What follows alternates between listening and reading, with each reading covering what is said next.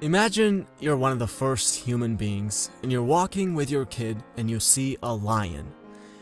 And you don't know what a lion is, so you take your kid over to play with him.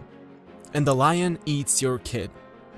So you go home and you're sad, but it's okay. You get your wife pregnant, and in 5 years, you're walking again with your new kid and you see a lion far away. This time you hide with your kid and the lion eventually leaves and you both survive. So you come out, you start walking with your kid again, and a bird flies over, and all of a sudden, your kid drops dead. And you go home sad again. You get your wife pregnant again, and you make a promise to yourself. You're going to make sure that you hide your new kid from lions, and that you'll hide him if you see a bird flying over. So there are two ways that we think. Both of the decisions that you made are based on the fast, automatic thought process, which Kahneman calls System 1. System 1 is where we find how irrational and illogical, or just simply how stupid we really are, so it can lead us to not value System 1 or think that it's useless. If you had used your slow, more rational and logical thinking, you would have found that you were right about the lion, but the bird had nothing to do with your kid's death. But we should value System 1 because it has huge benefits. It's the reason why we've survived. Yes, maybe at the cost of some really ridiculous assumptions, like your kid dying every time a bird flies over. But if we had rationally thought about what a loud noise might mean and analyze it carefully instead of being scared and running away from it immediately, we wouldn't be here. So big idea 1 is understanding System 1 and System 2. There are huge benefits to both systems.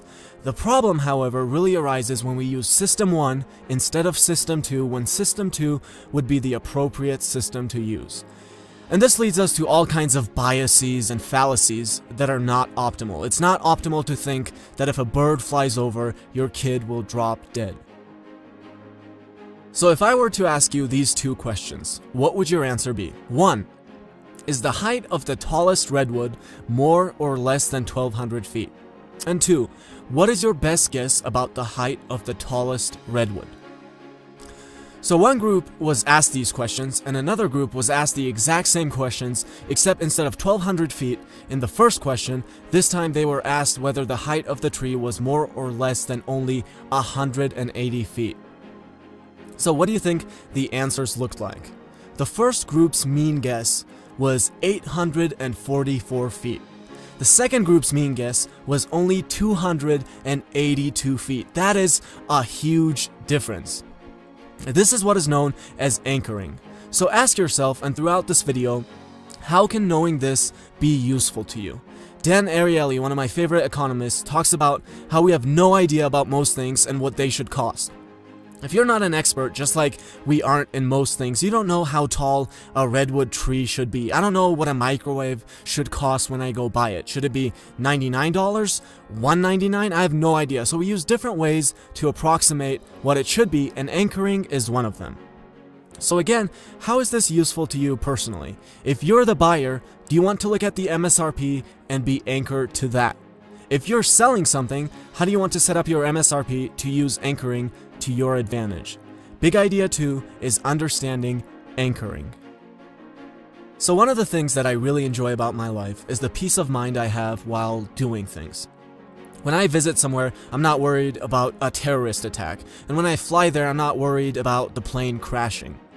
And that peace of mind largely comes from the fact that I'm not really a big consumer of mainstream media. But I meet people all the time who are really constantly worried. Have you seen how terrorism is taken over the world? What are we headed towards? Have you seen how planes are just crashing all the time now? But in reality, it's not like the chances of those two things have risen in some dramatic proportion. They're highly unlikely, and I mean a probability very close to 0 that your plane will crash. And this is what is known as the science of availability.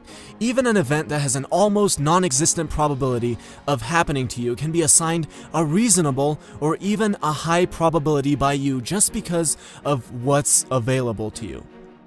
So again, ask yourself, how can you use this concept to make your life better? Is it better to enjoy your life and realize that the world is actually not as bad as commonly portrayed, or watch the news every day where you'll be shown constant death and destruction because that's what sells? Big idea 3 is understanding the science of availability.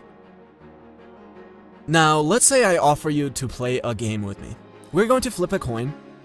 And if you win $1,000. And if you lose $1,000. Do you want to play that game? If you're like most people, that is a game that you do not want to play.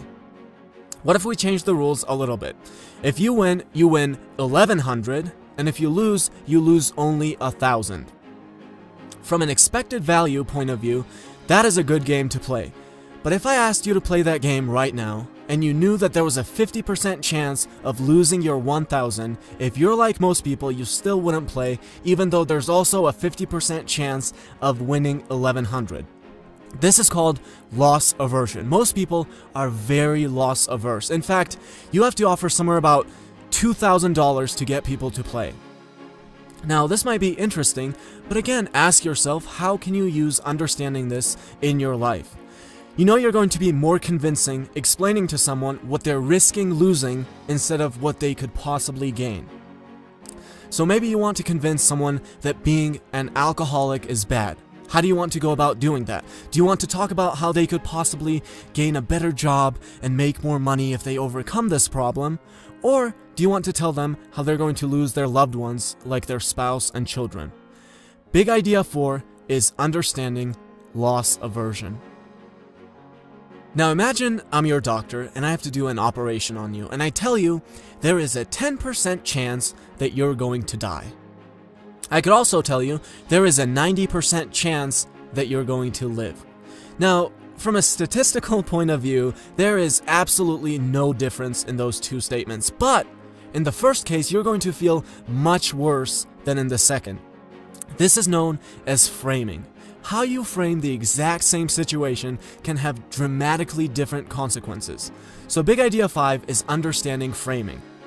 Again, ask yourself, how can you use this? How can you use framing to make good things more appealing and convincing to your friends or your children or whoever else you want to influence? And finally, big idea 6, understanding the sunk cost fallacy. This is all about letting your past decisions influence your present decisions. So think of John. He has no idea about poker, but he thought he would go gamble and play. Fast forward into the night, and John has now lost $1,000 and hasn't won anything. Now, if John looks at the odds of his winning from this moment on, which would require the use of System 2, which he's probably not going to use, he would find that the best thing to do is completely disregard the $1,000 and get up and leave. The $1,000 already lost has nothing to do with what his odds are starting from this moment, but John is going to be heavily influenced by the $1,000 and most likely keep playing and losing even more. Let me give you another example. Jen bought 50 boxes of candy a few months ago. So her house is full of candy, but she now finds out about the importance of eating healthy, and she realizes that the candy actually hurts her, but she can't just get rid of it. She paid money for it at some point, so it's really hard for her, even though the candy is going to hurt her.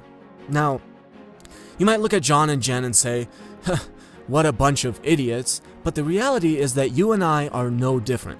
Look around your house right now. How much stupid shit have you bought over the years that's now just laying there, taking up space, bothering you? You're never even going to use it again, but you don't get rid of it. There is no difference between Jen or John and you in this situation. The chair that you bought gets in the way all the time. There's no room for it in your little house. It's causing you pain, but how can you get rid of it? You paid $59 for it at some point. This is what is known as the sunk cost fallacy. Your past decisions shouldn't affect what is good for you now. If you paid money for a bunch of candy at some point, it doesn't mean that it's good for you to keep eating it.